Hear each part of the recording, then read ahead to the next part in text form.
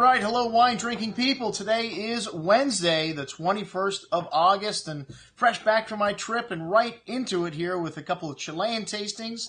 And then we've got our winemaker event with Cheval des Andes at Bourbon Steak tomorrow night. And then on Friday, our Super Syrah tasting. Next week, we've got an annual tasting here for one of my favorite wineries in the world, Domaine Weinbach from Alsace. And I'll never forget my visit to Alsace. This is a kind of a storybook-like village here. And these people still love Americans. I remember the bar we went into, they said, you can stay all night. We just love to hear English being spoken here. And, well, not that way in the rest of France today. But like I said, Alsace traded back and forth between the Germans and the French. And it's an area that's pretty much brand new for that reason, because most of these old historic buildings were destroyed during the wars. So it looks different than the rest of France. And the people, very Germanic. You've got the Black Forest on one side, the Vosges Mountains on the other, and probably one of the most diverse collections of soil types in all of France you'll find in Alsace.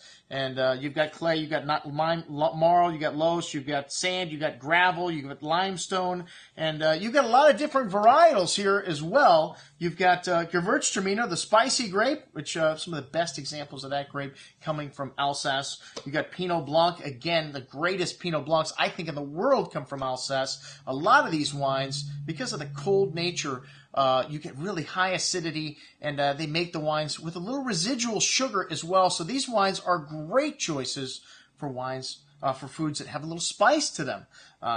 Asian cuisine, Thai, and things like that. Great with the wines of Alsace. And Domaine Weinbach makes a drier style. Domaine Umbric would be the exact opposite, the sweeter style. But still, these wines do have some residual to them. And the Faller family, well, they've owned property here, 62 acres, since 1855. And one of the most respected families in the wine business. Colette Faller took over here when her husband passed away, and she is one of the most respected women. Her daughter's now taking over the property and running it, and like I said, producing some of the best wine in Alsace, and still some great values. You know, when you look at their top wines, are just in the $100 price range, which, you know, I mean, $100 is not that much for a bottle of wine anymore. Top-level wines from Bordeaux are getting $1,000 a bottle. Their entry-level cuvées are $25, $30 a bottle. And for one of the greatest producers from a region, to me, that is a relative value. We're going to have some older vintage wines on the table as well. These wines age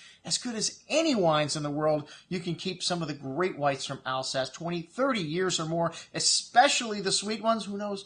Maybe our good friend Phil Getson will be in town, and he'll bring something really special like he did last year. And this year we're going to make this a sit-down tasting, so we've just got room for 15 people. I don't think we've ever had more than that at this event anyway. So check it out. Of course, Tony's going to be sending out a few tasty treats to go with these wonderful whites. I'm your host, Andrew Lampasone, signing off for the Wine Watch, saying remember, always drink the good stuff first.